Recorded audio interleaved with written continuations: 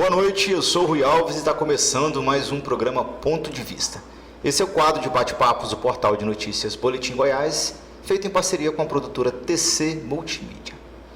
Hoje nós vamos falar sobre um tema que envolve duas vocações fundamentais, a docência e a perícia, onde elas se entrelaçam e de que forma que elas auxiliam a sociedade. Docência e perícia, a atuação do perito criminal é o nosso tema de hoje. E o nosso convidado é o professor perito criminal, Dr. Olegário Augusto. Boa noite, bom? Tudo bem, e você? Tudo bem, obrigado pela sua participação, obrigado pela sua presença. Diante dessas duas atividades que tomam bastante tempo, a docência principalmente, tirar um tempinho aqui para bater esse papo conosco é uma honra. Eu que agradeço pelo convite.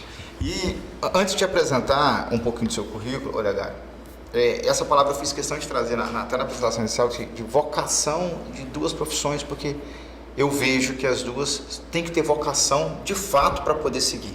A perícia criminal, para quem já entende o que é, a gente vai falar um pouco mais dela aqui, não é fácil para quem lida com isso todos os dias durante muito tempo, e a docência também. Você se dispor ao ofício de ensinar e educar não é para qualquer um, tem que ter a vocação. É fato. Eu sinto assim, o meu sonho era ser professor. Então, quando eu, na minha primeira graduação, que eu fiz física na Federal, 3 anos, não concluí o curso, mas meu sonho ali era ensinar e ajudar pessoas com a física e tentar entender o mundo, porque a física, muita gente pensa que é só fazer continha. Não, a física em grego quer dizer natureza, é tentar entender o mundo, o universo.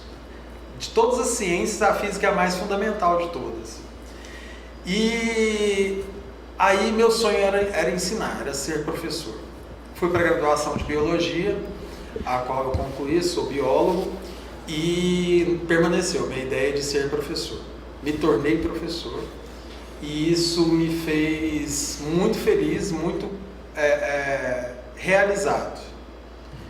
E eu brinco que ser perito para mim foi um acidente. Sou perito por acidente. Porque o fato de eu ministrar aulas me deu uma bagagem para que quando eu visse o edital do concurso de perito, faltava 2 meses para a prova, então assim, eu não tive tempo de preparar. A bagagem que eu tive lecionando foi a bagagem que me propiciou galgar e ter êxito no concurso de perito criminal. Então assim, e por que perito criminal?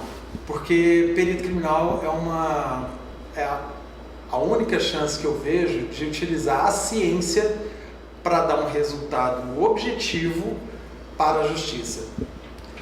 Então assim, eu sinto que eu estou dentro da mesma atividade.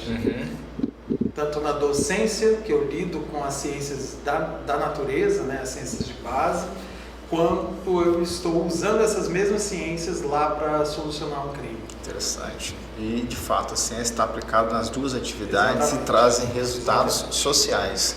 Antes de aprofundar, deixa eu só te apresentar um pouquinho, para quem não conhece ainda o professor Olegário, quem não é seu aluno aqui que está nos assistindo, né? Você já falou da sua formação, mas perito criminal, graduado em biologia, especialista em química do meio ambiente, comunicação social e também em gerenciamento de segurança pública. Foi perito de local de crime, atuando em casos de mortes violentas e crimes contra o patrimônio nas regiões de Goiânia e de Aparecida.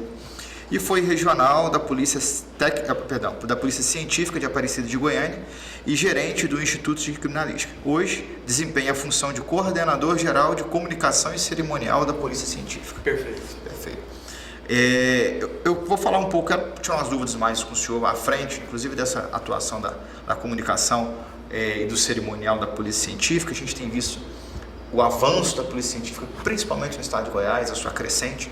Já tivemos aqui outros entrevistados, colegas peritos, inclusive hoje o atual superintendente, Ricardo Matos, né? Matos. E de fato a Polícia Científica no estado de Goiás, ela sobressai, ela apresenta um resultado e a gente vê que ela tem trazido e feito a diferença para o judiciário. Inclusive eu sou advogado, né? E sei o tanto que o papel da perícia criminal ela é importantíssima na elucidação de crimes e auxílio ao Poder Judiciário. Mas antes, eu quero falar um pouco mais sobre essa trajetória sua entre a ciência e o ensino, como que a biologia e a perícia criminal se encontram na vida profissional. De fato, já falou que já iniciou falando do estudo científico na atuação, e a biologia te ajudou a ingressar no crime. Mas agora, como que ela te auxilia na atuação criminal, ou como que a perícia criminal te auxilia na docência junto com os alunos? Você falou uma coisa interessante, que é uma pergunta que quase ninguém faz. A primeira é mais comum de me fazer, mas a segunda, como que a perícia criminal me ajuda com os alunos, essa é bem comum de me fazerem. E é uma via de mão dupla mesmo, uma alimenta a outra e vice-versa. A biologia, eu vejo que ela é muito importante para um perito de local, porque muitas das vezes os nossos vestígios são vestígios biológicos. O que são vestígios? Vestígios, bem simplificadamente, não vou definir vestígio aqui, nem os tipos, mas vestígio é tudo aquilo que o autor do crime deixou na cena de crime. Ou que não seja na cena, que deixou, é o rastro que ele deixou, isso é vestígio. E a maioria dos vestígios, eles são vestígios biológicos, né? Então, fio de cabelo, sangue, saliva, sêmen, suor, tudo isso é vestígio biológico. O próprio corpo da vítima em potencial que está ali caída no chão é um vestígio biológico.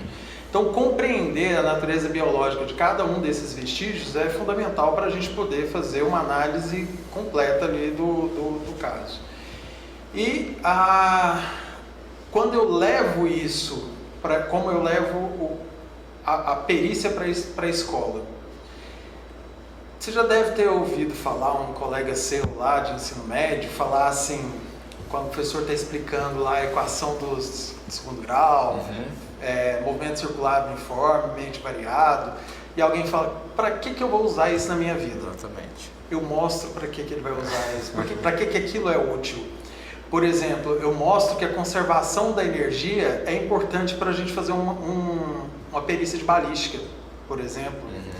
Então eu mostro como que o DNA pode ser utilizado para identificar o autor de um crime. Então, inclusive eu já fiz, nas escolas em que eu atuei, já fiz feiras científicas voltadas para a perícia criminal.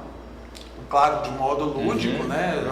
Ali levando em consideração a faixa etária do público, mas foi assim, teve um engajamento muito grande dos alunos, porque eles gostam desse tema, eles gostam de assistir séries sobre isso, eles gostam de ver como é que se descobre as coisas. Nós gostamos. Então tem essa via de mão dupla, né? Tanto a biologia me ajuda nas perícias, quanto também as perícias, e acaba que é um ponto em que chama a atenção dos alunos também, né? E desse meio, emocionalmente, não tem como não se envolver, né? nas cenas dos crimes, e trazer isso para a sala de aula. Na sua atuação, o senhor eu li aqui que o senhor já atuou nos casos de mortes violentas. Sim. Certo? Como é que é tratar isso? Porque o senhor acabou dizendo que caiu na perícia por acidente, mas só se manteve por paixão, né? Claro, né? É verdade. Senão, essa é a segunda parte fundamental. Então a gente sabe que não tem como continuar nesse ofício se não gostar daquilo que faz, não ver o resultado pelo qual está fazendo, né? E eu sou apaixonado pela perícia. Descobri assim, com muita satisfação, que eu sou apaixonado pela perícia. Isso é interessante. Então, como que é essa questão emocional que envolve a perícia criminal? Rui, eu vou te falar que eu era aquele biólogo que desmaiava ao ver sangue. Juro pra você. E o que aconteceu? Quando eu fiz prestei o concurso para perito, um dos meus medos era como que eu vou lidar com isso. Porque eu tinha, às vezes, de ouvir falar de um acidente, Eu já começava a imaginar e a vista começava a escurecer. E aí, quando eu passei na primeira fase de perito, veio o resultado da segunda, eu passei também e fui para o curso de formação. É engraçado que quando o cérebro da gente é muito interessante, eu acho que ele se adapta muito.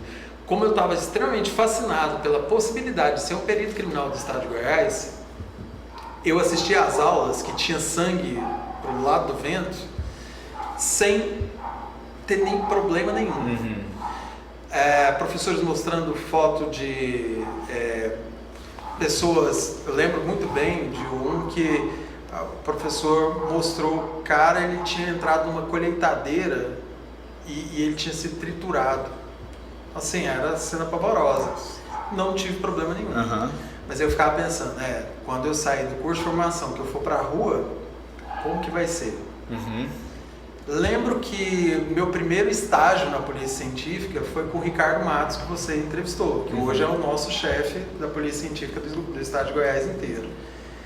E naquele dia eu acompanhei ele em 3 casos e assim, nosso cérebro fica tão objetivo enquanto a gente está fazendo a perícia que a gente não pensa muito na história humana ali da pessoa. Claro que a gente está trabalhando com uma pessoa, mas a gente pensa no que eu não posso esquecer, eu como perito. O que eu tenho que olhar, quais são os tipos de lesões, eu tenho que lembrar das posições, amarrações, eu tenho que lembrar de uma série de coisas que eu acho que não sobra tempo ali naquele momento para o emocional. Certo.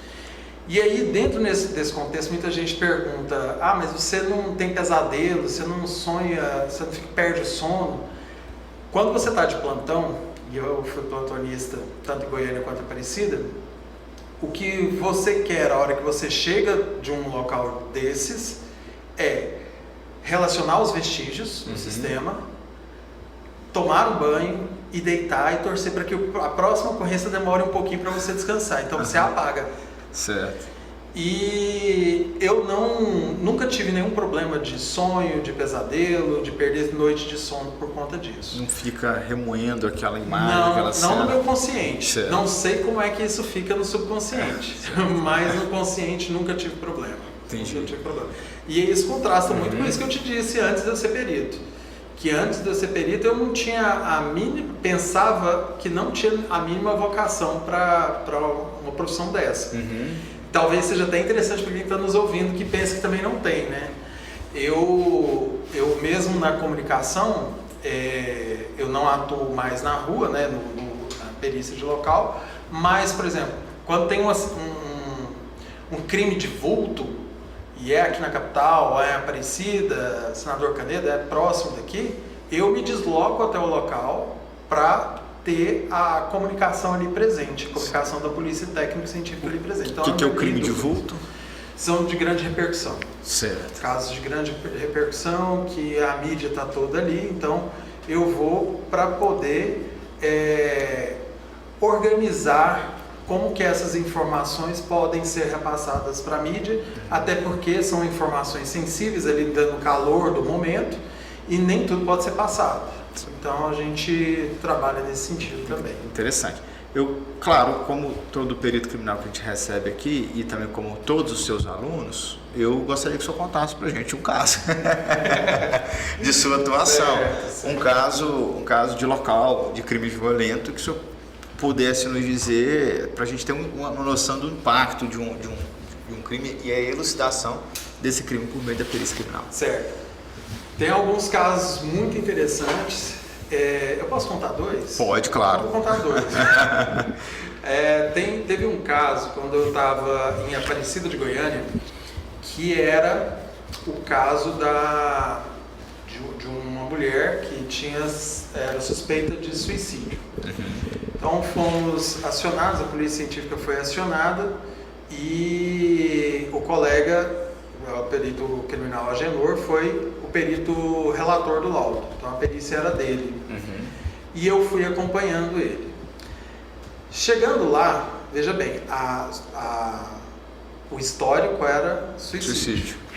Chegando lá, a gente entra na casa, informa pra gente que ela estava dentro do banheiro. E aí, na hora que a gente olha para o corpo, um olha para o outro e fala, não, isso aqui não é homicídio, isso aqui é suicídio. Ou, isso aqui não é suicídio, isso aqui é homicídio. Por quê? Posso dizer aqui para você quais são os elementos que nos davam isso de cara. Assim.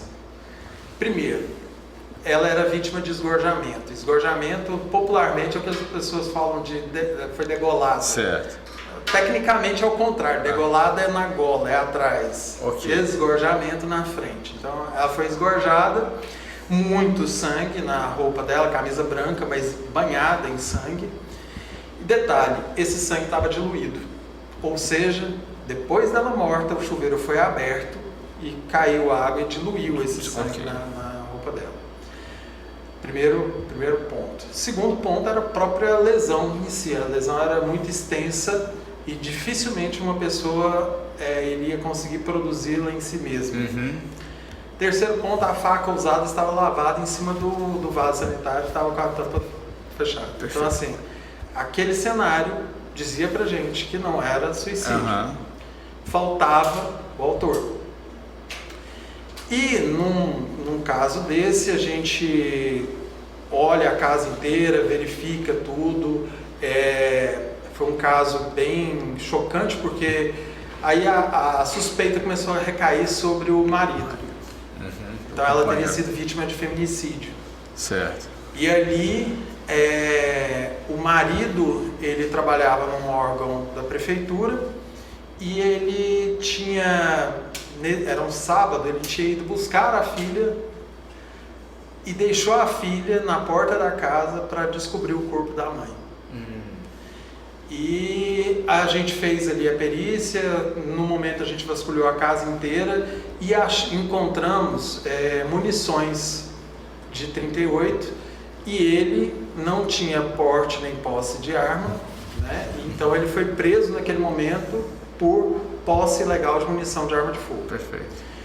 Enquanto isso, a gente pediu para o delegado do caso para que pedisse para ele retirar as roupas e deixar a roupa com a perícia.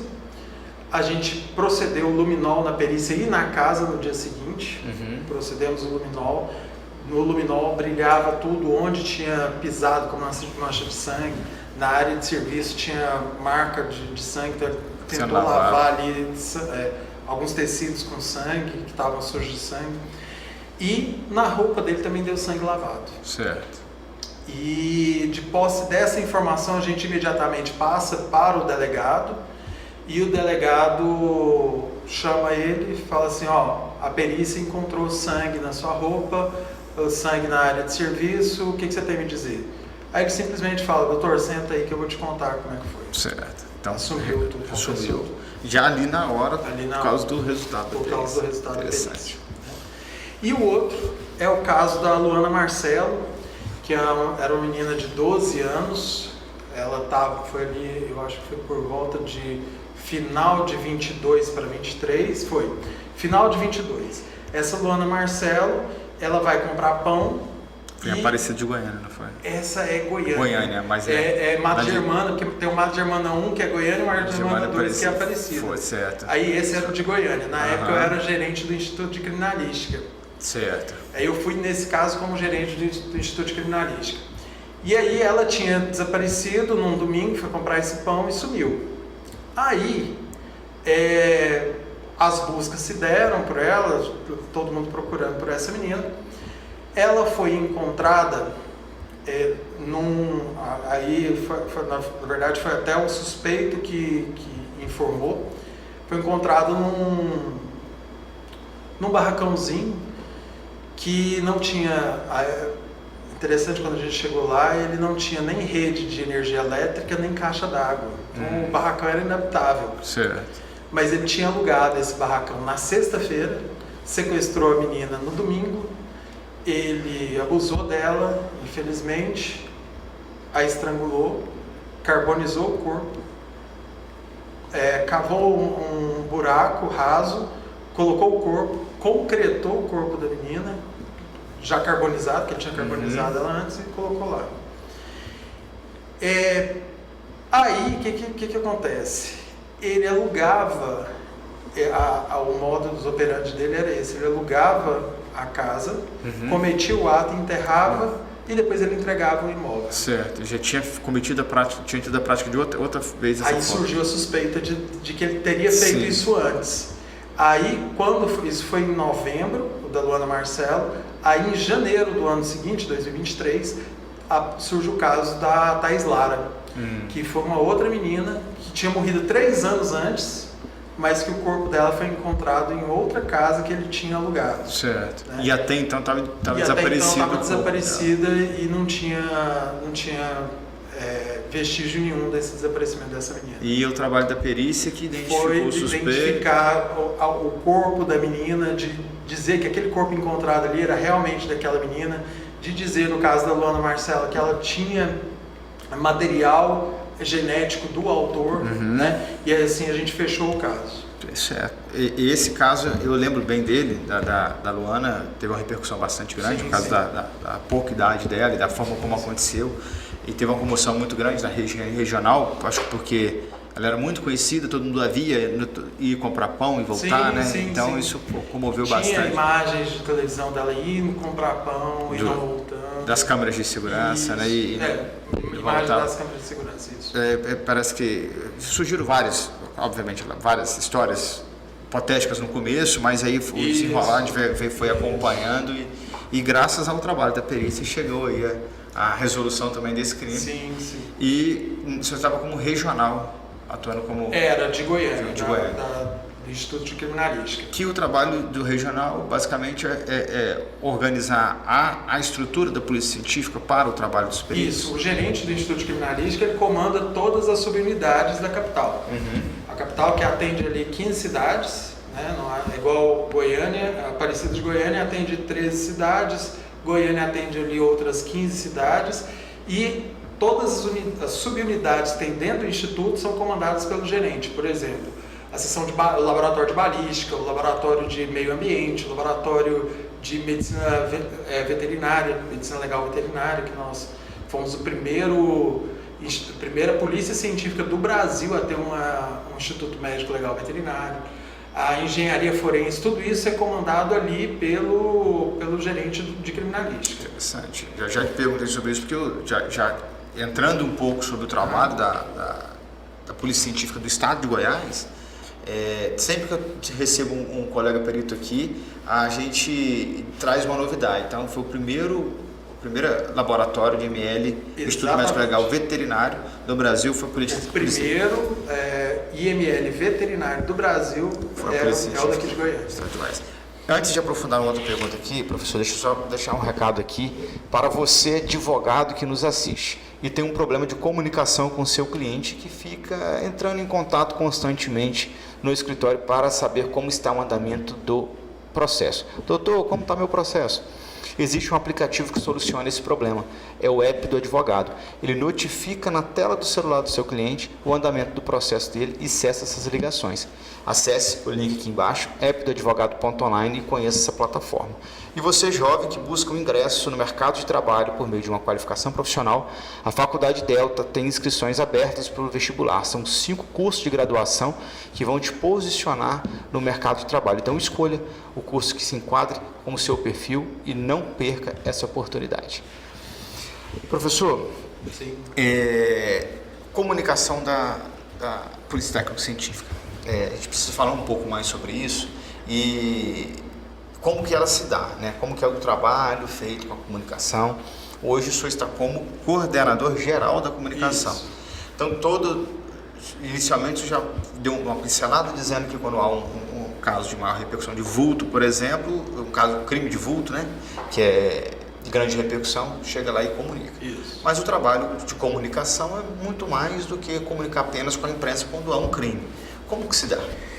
Olha, é bem diversificado o trabalho da comunicação da Polícia Científica, assim como de qualquer força policial, né? E é pouco conhecido, né? A gente tem muito contato com a comunicação da PM, que é a PM5, muito contato com a comunicação do bombeiro, que é o BM5, da Polícia Civil, da Polícia Penal. E no caso da Polícia Científica, nós somos responsáveis desde zelar pela identidade visual. Não sei se você já reparou, os peritos criminais de Goiás e de vários estados do Brasil usam azul hoje. Sim. O nosso distintivo é padronizado. Né? É um escudo com o brasão do estado de Goiás no centro. A gente que zela por toda a parte de identidade visual dentro da Polícia Científica. Pintura de um prédio, pintura de viaturas, o que pode ser escrito, onde pode ser escrito, como pode ser escrito, tudo isso tem que passar pelo crivo da comunicação.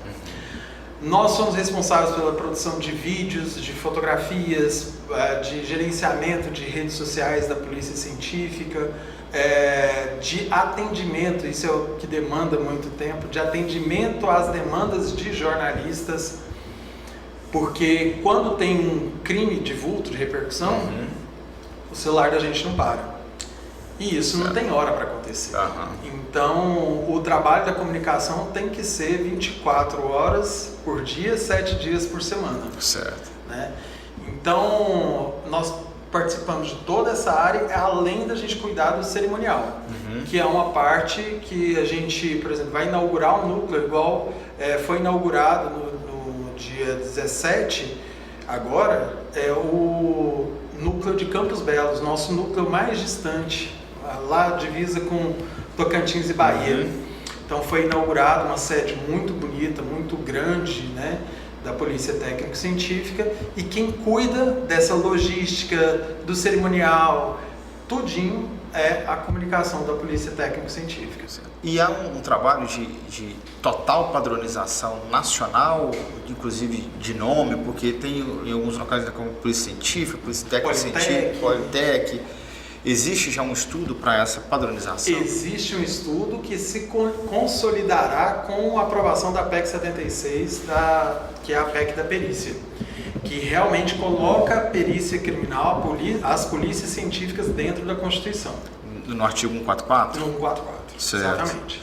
Então, mas existe o CONDPC, que é o Conselho de Dirigentes de Órgãos Periciais do Brasil inteiro, que ele tem uma instrução normativa que não tem poder de obrigatoriedade, mas é uma recomendação muito forte que todos os estados se organizem para ter a mesma identidade visual, em nomenclatura e tudo mais. Então, essa recomendação é do CONDPC. Mas quando a gente estiver na PEC 76, no artigo 144, aí realmente a gente vai ter um poder maior para fazer essa padronização. Padronização é essa que mesmo as outras forças têm uma dificuldade para fazer essa padronização. Certo. Mas a gente caminha para isso, e hoje a gente pode dizer que muitas vezes eu estou assistindo, até por ser da comunicação, eu assisto muito jornal, e jornal de rede nacional também. E aí quando eu vejo lá, eu falo, nossa, lá, perito de Goiás, porque o uniforme é o nosso, a viatura é a nossa. Então isso dá orgulho pra gente. Não é Goiás, é outro estado. Nossa, que massa, eu confundi.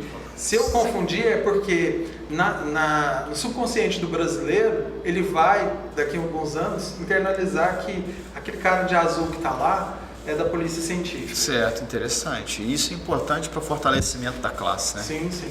E já a identificação do trabalho que é bem feito, independente de qual seja o estado, porque são profissionais que se prepararam, estão adequados para estarem ali, então não tem o porquê de diferenciar, né? Exatamente. Se são todos em prol de um único objetivo. A gente tem orgulho de dizer que sempre que a gente vê um colega perito trabalhando numa matéria, qualquer que seja ela, é motivo de orgulho, porque realmente ele está sendo mostrado um trabalho bem feito. Certo. E acredito que seja, o senhor vai me dizer melhor, os broches que o senhor está usando têm relação com a instituição? Tem.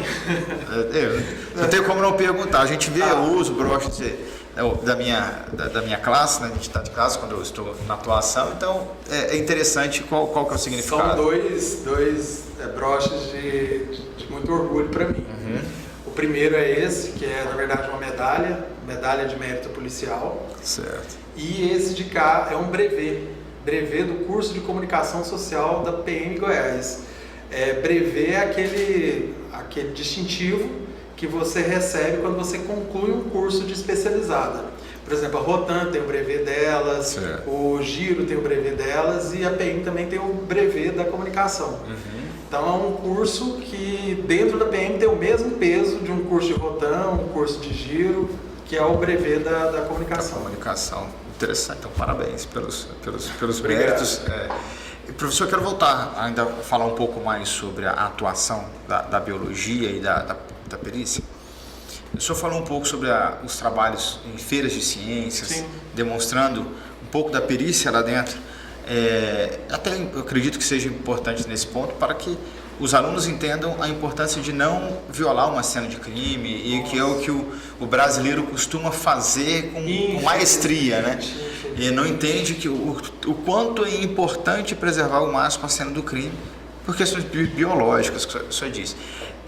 Como que é essa parte docente do senhor, saindo um pouco da ciência da biologia, mas voltando para esse trabalho de cidadania que eu acredito que o senhor exerça com seus alunos, de ensinar essa importância da perícia lá para a vida. Perfeito. A gente, inclusive na comunicação, que isso passa pela gente, é o ofício da gente, uma das coisas que eu não falei aí, que a comunicação faz, é organizar palestras e visitações na polícia científica. Então, por exemplo, a gente faz muitas palestras em escolas, não só eu por ser professor e com os meus alunos, mas os peritos vão fardados mesmo nas escolas dar palestras sobre perícia criminal. A gente tem muitas operações durante o ano, Operação Átrios, Agnus, Caminhos Seguros, muitas delas falando sobre crimes sexuais contra adolescentes. Uhum.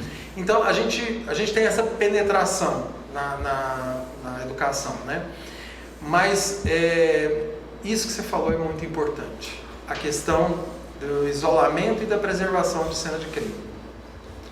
Tem um enunciado na criminalística que fala que, na verdade é um dito, que fala que o tempo que passa é a verdade que some.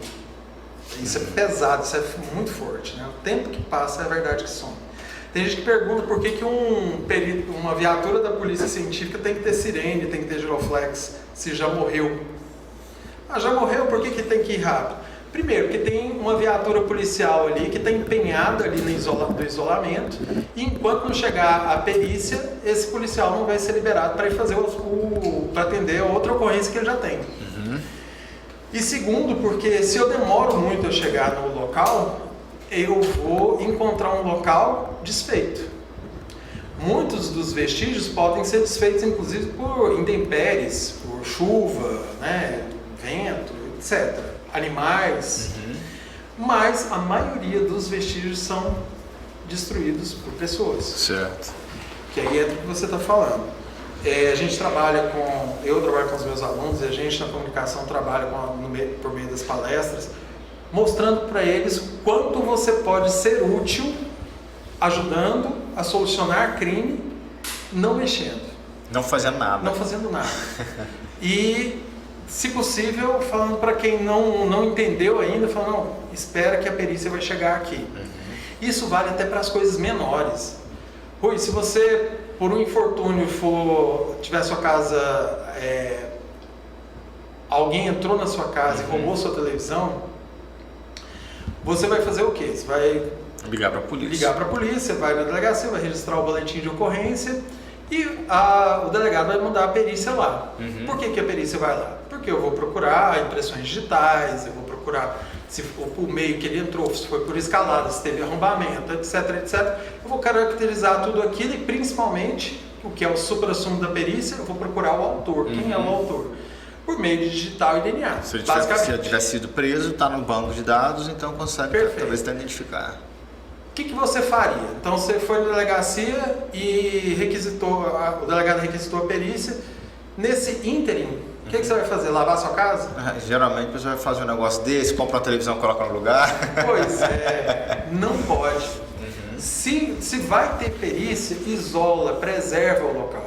Certo. Isso a gente está falando de um furto de uma televisão na sua casa. A mesma coisa se aplica a um acidente de trânsito com vítima fatal, a um homicídio, um latrocínio, um feminicídio. Não mexam.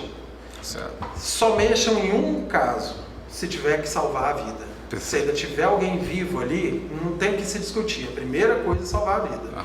Agora, se não tem ninguém vivo, se já está constatada a morte, ali não se mexe.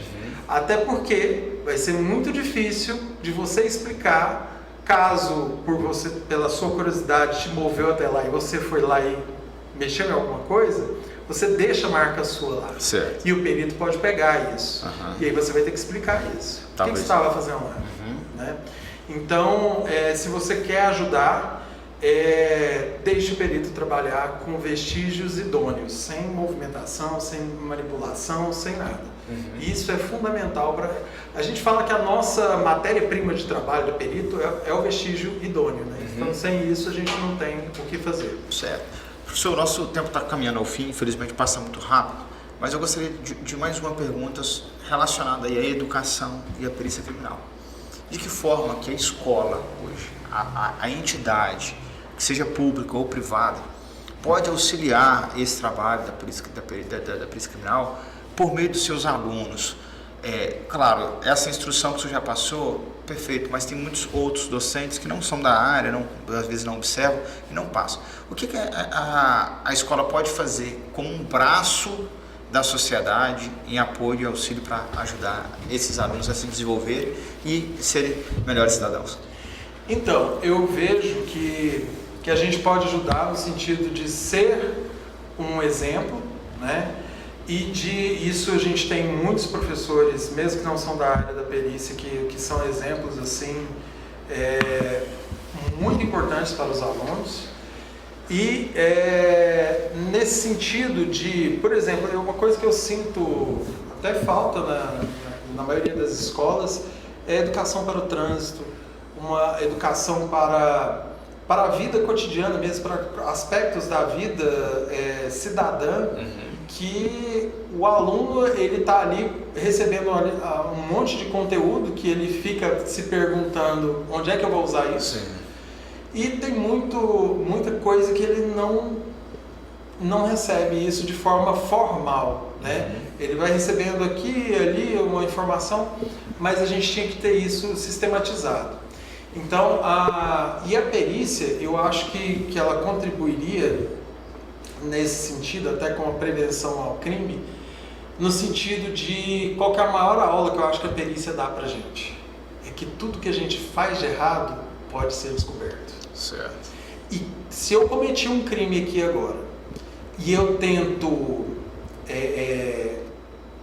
disfarçar o crime, lavar, colocar o corpo no carro, levar para uma mata e não sei o que, eu estou enrolando, eu estou criando um monte de outros crimes em cima do primeiro crime que eu cometi. Eu estou me enrolando. Certo. E eu estou deixando cada vez mais vestígios para o perito criminal. Eu brinco que quanto mais a pessoa tenta ludibriar o perito, mais vestígios ela deixa. Então, assim, quando a gente ensina para os alunos que tudo pode ser descoberto, a pessoa fica mais... não dá para descobrir, não dá para fazer um crime perfeito. Certo. Aquela ideia do crime perfeito, né? O que é o crime perfeito? É aquele crime cuja tecnologia ou a capacidade humana ainda não me permite chegar até o autor. Mas, se eu tiver na minha mão todo tipo de tecnologia e eu for extremamente capacitado, eu vou conseguir isso. Certo.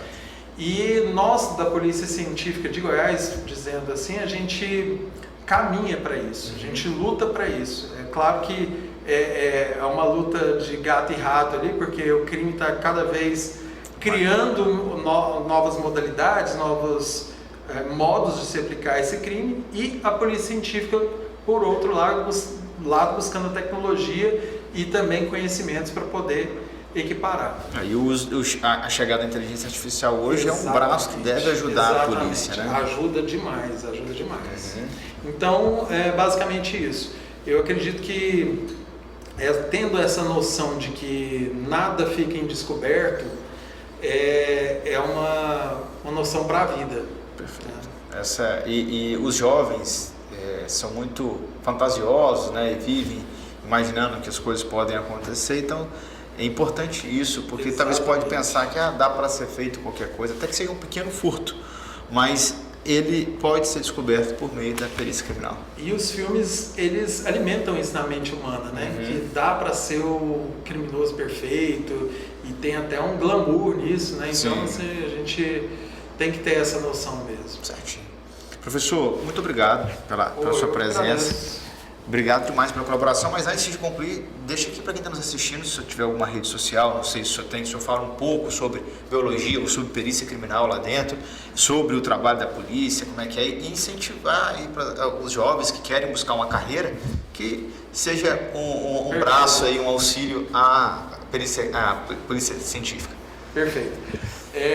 Meu Instagram é @OlegárioAugusto, bem simples mesmo, direto, Olegário Augusto. E também eu quero deixar aqui o da Polícia Científica de Goiás, onde a comunicação toma conta dessas redes e lá a gente coloca os principais casos em que a gente atuou, as principais operações, então é uma rede que a gente alimenta com muito carinho. Certinho, muito obrigado. Então, siga aqui as redes sociais, inclusive da Polícia Científica. Parabéns pelo trabalho, tá, que a Polícia Científica tem feito e desejamos que seja cada vez mais investido para que tenha resultados maiores da Polícia Científica. Obrigado. Muito obrigado. Pessoal, e vocês, obrigado pela audiência de sempre, obrigado pelo carinho, pelas mensagens. Deixe aqui embaixo nos comentários o seu ponto de vista sobre o tema de hoje.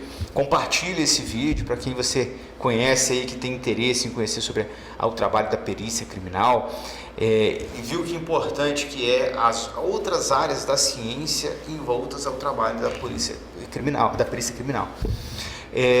Siga as nossas redes sociais, Boletim Goiás em todas as redes sociais. A nossa parceira aqui do nosso produtor, o Lucimar, meu amigo, obrigado, meu diretor.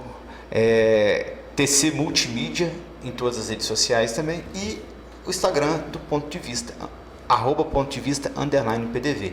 E para se manter bem informado de tudo que acontece em Goiás, no Brasil e no mundo, boletimgoias.com.br. A educação é a arma mais poderosa que você pode usar para mudar o mundo. Nelson Mandela. Uma boa noite e até mais.